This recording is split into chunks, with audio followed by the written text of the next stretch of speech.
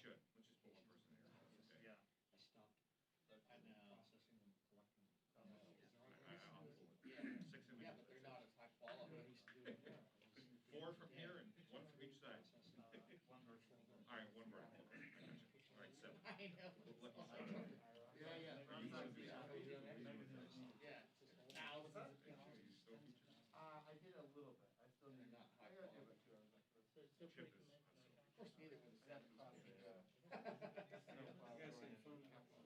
Go ahead. That's what I said to the idea of vacation. I really, I don't know if I can get that A1. Looks like Yeah. you're showing me. Yeah. I need that video. I didn't miss these cameras at all. Yeah, you, once you learn the camera and know the, It's amazing. know the, Oh, she did Someone good. used Yeah, yeah. shortcomings and what it can do well, and nothing you can do. It's in the ballpark of what you In 5 years, when you phone, or when you watch Yeah. and in another 5 years, when you read books. Well, that's what I told her. I said, you don't even know what the hell Eyes it will is. never be that good. It could be phenomenal. Like, no, it'll be in your eye, It'll be in your eyes, not yeah. us, but the next generation. You just And take that. yeah, they shoot it and Twitter immediately. Yeah. Yeah, I got you. Block it. Oh, no. Yeah. Me either, I gotta go. I'm just crazy. She's been sick of hearing another state. Like, I can barely read it. Oh, the leg. I'm ready to go. Yeah, of course. Yeah, I am blind.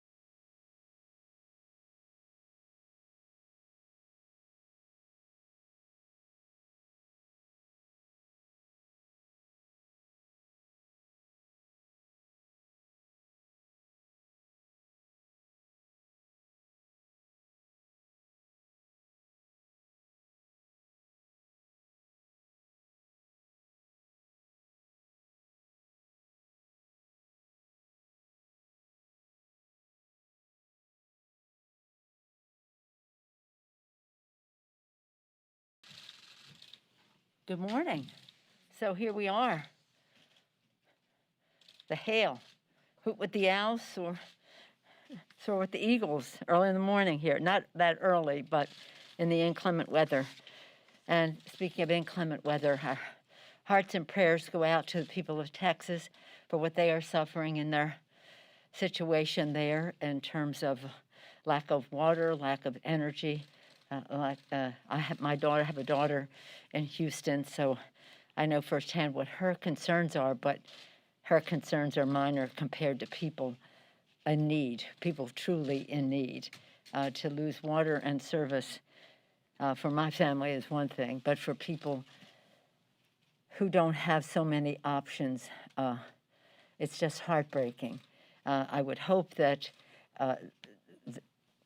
the public policy of the state would recognize the needs that are there. We have in our COVID bill $50 billion for FEMA. The president has responded to the call for disaster assistance. He did that on Sunday morning. Now FEMA will take a measure of what the needs are. We want to be sure to have the funds there. There are other needs that my colleagues from Texas have told us about, the needs that relate to nutrition. Again, the fact that some people were hopeful of getting their vaccine shot, or not able to do it. And it is, so they want immediate assistance from FEMA to replenish Texas' water supply and help Texas obtain safe and drinkable water. Immediate assistance from FEMA to respond to Texans for emergency personal assistance through direct payments and home repair assistance. Immediate assistance from FEMA and SBA to aid small businesses. Requests for implement disaster supplemental nutrition SNAP food and to allow temporary flexibility in SNAP eligibility. Authorization of emergency appropriations for low-income, for LIHEAP. LIHEAP would enter into this. That LIHEAP, for those of you who are new, Low-Income Home Energy Assistance Program. Then it goes on and on. So in any event, assistance in delivery, storage, and distribution of the COVID vaccination, to name a few of the immediate needs that people have. Everybody has their personal experience. My daughter's home has no water. Pipes are breaking all over because of the cold. Again, they can handle it, but a lot of people can't. So it's the question of needing water and food and energy and vaccines and the rest. We really have to be on top of that and hope that there would be some preparation for the future. This was in many ways predictable in a long range of weatherizing the infrastructure of energy in the state. That's a longer range discussion, but in the immediate, to have given people an earlier alert as to what their concerns would be. I believe that the Energy and Commerce Committee will be taking up some form of, when I say investigation, I mean a look into it to see how things could have turned out better and will turn out better in the future. At the same time, I'm so proud of the work of our members, the chairs of the committees of jurisdiction, the members, the staff. I feel as if we've worked with staff 24/7 for a number of weeks now to make sure that we stay on schedule with the American Rescue Plan, the Biden plan. It is, as you know, a couple of weeks ago, we passed the budget bill for reconciliation to protect the 51-vote privilege. Then last week, we wrote up the bill within that framework, within different committees of jurisdiction, honoring their amounts. And then that now has gone to the Budget Committee, which will consolidate all of that, make sure that it is, again, in keeping with what reconciliation allows, and that will then go to the Rules Committee for us to vote on sometime at the end of next week is my hope.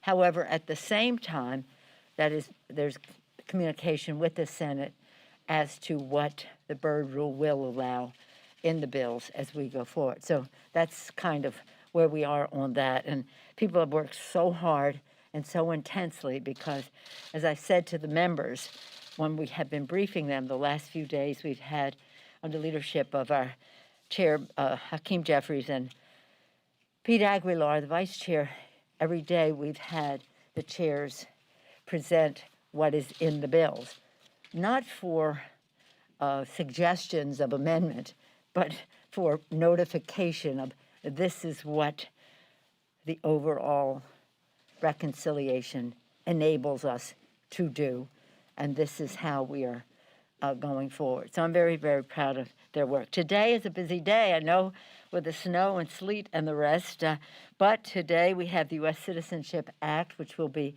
introduced. Linda Sanchez, the lead in the House, Bob Menendez, the chair of the Foreign Affairs Committee in the Senate. The Equality Act, this is something, it's very exciting for us. Equality Act, we passed it, of course, before, and hopefully now it will be passed into law in the Senate because it will have bipartisan support. The business community is supportive because they want the very best in their workforce, and in order for that to happen, we have to remove discrimination in all aspects of our society and our economy. So I thank David Cicilline for his leadership in passing this, Senator Merkley in the Senate. And then we're very pleased at the strong bipartisan support we have for the Congressional Gold Medal to honor our Capitol Police, naming a few of them for their courage, their valor, and for saving our lives. Without them, who knows how bad this could have gone, but I'm very pleased that we have very, very strong bipartisan support, and with the leadership, Mr. McCarthy and Mr. Scalise, as well as the leadership on the Democratic side as well. As you saw, the Senate announce their support for this on Saturday night, and then we will come together and pass this legislation. And then we're working on the commission, the January 6th commission. What's happening there in that timetable is the following. Everybody was saying we need to have a commission and this or that. I was very much a part of writing the commission in 2000, the 9/11 commission. You've heard me go through that before. And so we heard almost immediately, or sometime last week, from the chairs of that commission, Governor Kane of New Jersey and our former chairman in the House, Lee Hamilton, and they sent us all a letter, the leadership, the president, the vice president, leadership, House and Senate, saying this is what we think should be in the legislation. It wasn't too far from what everybody thought. What are the causes of what happened 9/11? What is the truth there? What is the security? Look at how the security can protect us. Better preparedness can protect us in the future, and how did that go wrong is what they had in the letter. They also had a provision that they wanted, which is to strengthen Congress, the view that the public has of Congress, and we'll see how we can deal with that. But by and large, most of what they suggested very much mirrors what we had in the bill that we wrote in 2011 at the time, for the, not 2011, the 9/11 commission. So that legislation plus their report plus their letter is pretty much the basis for what we have. As soon as we came to terms with that in the last few days, we sent it to the Republicans to see what suggestions they may have, because for this to work, it really has to be strongly bipartisan. So we'll hear back from them on that, and I'm excited about that. When we did it in 2001, the families of 9/11 really weighed in on it. there's really strong support in the country for us to seek the truth, find the truth, but also understand how we have to protect the American people from what might be out there in terms of domestic terrorism and the rest. Any questions? Yes, ma'am. Madam Speaker, thank you. I wanted to ask you, on January 13th, a number of your Democrat colleagues sent a letter to the Sergeant-at-Arms and U.S. Capitol Police regarding potential reconnaissance tours by GOP members that happened on January 5th prior to January 6th. I wanted to know if these have been confirmed and if there's an update on that specific aspect of the investigation. No, anything like that would remain between the members who know of such actions, and I don't know I do not know. Perhaps I will find out at some point, but I do not know what members they are referencing. I think that's between them and whoever would be investigating it. Have you seen that letter from January 13th? Yeah, the letter that was signed by members. Yeah, that was a matter of in the public domain. Yes, sir. Do you anticipate that this commission will have subpoena power? I mean, what kind of power do you think the commission will have? Well, you have to have subpoena power. Yes. Yes. Yes, ma'am. Do you think that teachers need to be vaccinated before heading back into the classroom? Well, it depends on I think the degree of the incidence of COVID in their area. I think teachers should be vaccinated. I don't know that they must be vaccinated before going in. We're very proud of what's in our bill when it comes to education, because this is where we're saying that we want the children to be in school. Again, I told you about my daughter not having water in Houston. I have a granddaughter in public school in San Francisco, so I see the need for that to happen.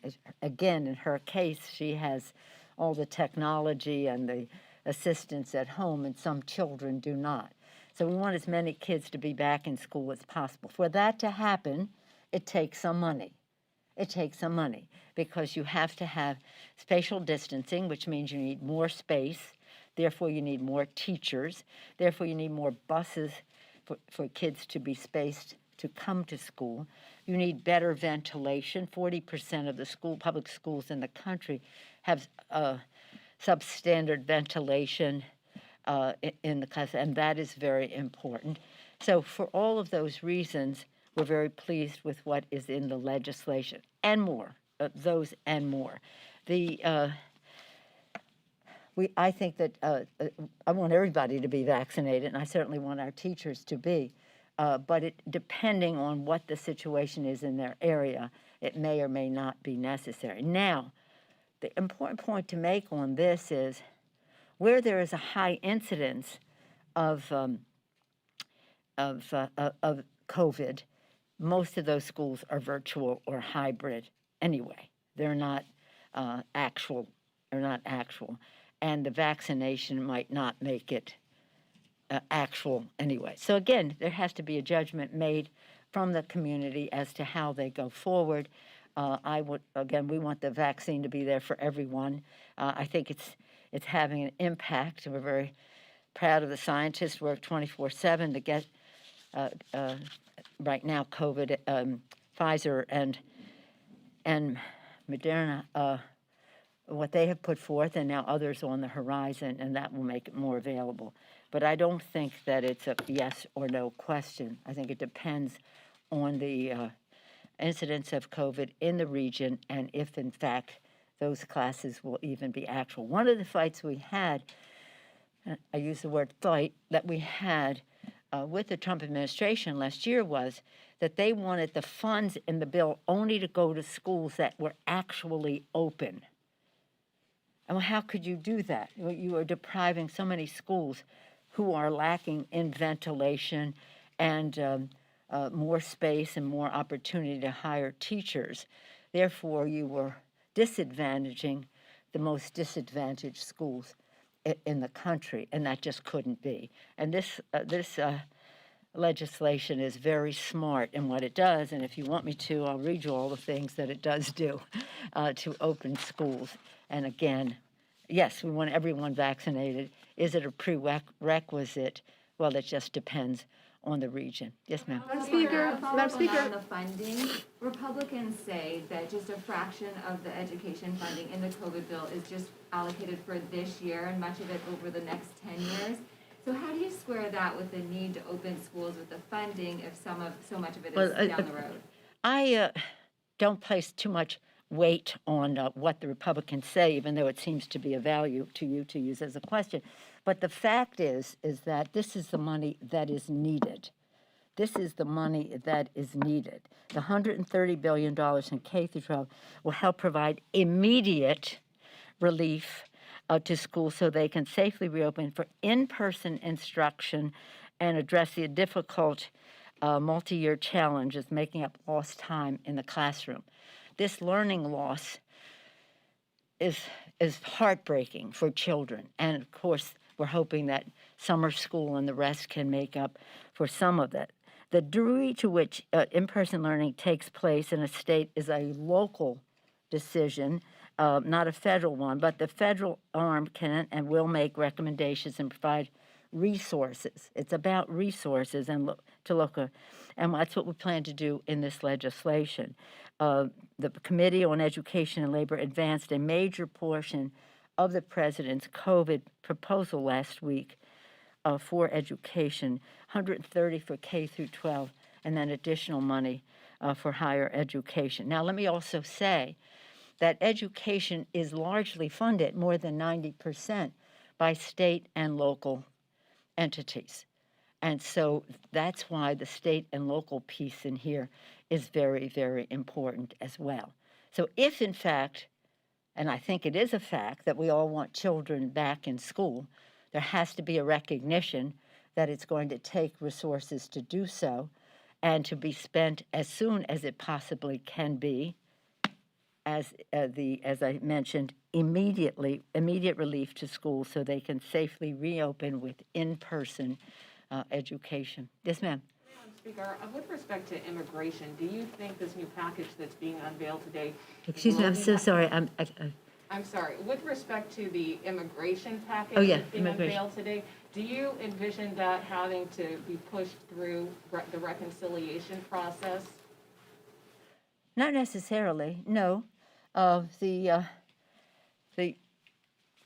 Today they will introduce the legislation. What we, as I mentioned to you earlier, what we did, what we informed members of, this is the design.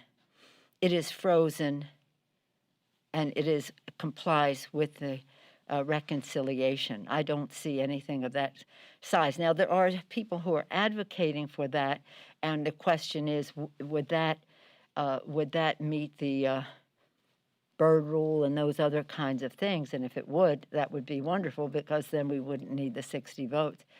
But I salute the president for putting forth the legislation that he did. There are others who want to do piecemeal, and that may be a good approach too. That's up to the Congress to decide. But I was thinking this morning, in anticipation of their announcement of the Citizenship Act, that a couple years ago, I guess it must be longer than that now, when Trump was new president. Oh, did I say his name? When they did the Muslim ban, we had a hearing, a rump hearing, because we were not the majority, and we couldn't do that. And at that hearing, I think it's really important to note two things that relate to this introduction today. One was that when we had economists speak, we said, what is the most important thing we can do to grow the economy? Comprehensive immigration reform. And when the evangelicals spoke, and that was not just at that hearing, but at other hearings that we had, comprehensive immigration reform will grow our GDP. That's very important. And when we had at the particular hearing I was mentioning, the Muslim ban hearing, the evangelicals spoke. The representative for the American Evangelical Association, whatever the title is, about refugees, which are in this bill. He said The refugee resettlement program of the United States of America is the crown jewel, of our humanitarianism. The refugee resettlement program. That was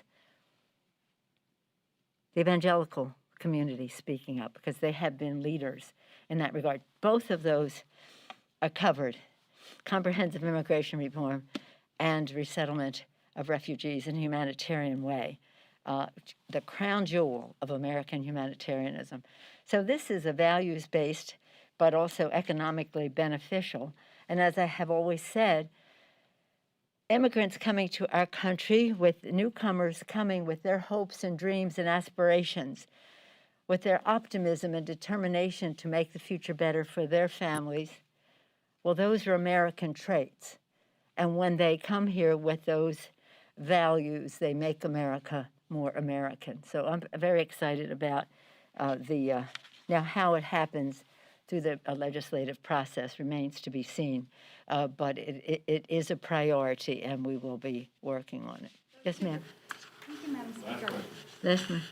President Joe Biden, during a town hall this week, said that the U.S. should speak up for human rights in China. I know you've been very vocal about it, and he said that there will be repercussions for China. What actions would you like to see from President Biden to change China's human rights practice? Yeah. Well, thank you for that question. Yes, I've been working on human rights in China for over 30 years, since Tiananmen Square. And it is, it's really important for the world to know that human rights are part of our value system as we engage in the world. About our national security, it's about our military and our strength. It's about our economy and how we interact, and it's about our values. And we cannot sacrifice one for the other. What form that takes, I would hope that it would change some behavior in China vis-a-vis Hong Kong, Tibet, Uyghurs. It's really interesting to me that it took us 100 years to have the Armenian genocide declared a genocide, and they've already declared what's happening to the Uyghurs a genocide. So I think that that's a very strong statement. It's also a strong statement for the people who I have a relationship over time with so many of those who have been arrested for years in prison labor camps and all the rest of that. I'm so proud of that. And basically, what they tell us, the cruelest form of torture for them is when the Chinese authorities come in and say, nobody even knows you're here. They don't even remember why you're here and the rest. So that's why it's important for us to speak out, so that those people know that they are not forgotten, even by name. In many cases, we have named them. And by the way, in a very bipartisan way. I've worked for over 30 years with my Republican counterparts across the aisle. One of them, who is still here, Chris Smith, and I have worked on these issues for years, but Frank Wolf before, and just a whole long list of Republican members who have been excellent on human rights throughout the world. You just named China, but throughout the world. They've taken risks. They've gone to prison labor camps to collect evidence so that we could make our case here. But I salute the administration for honoring our values. How we go about it is just in weighing the equities. The Chinese know, and those who are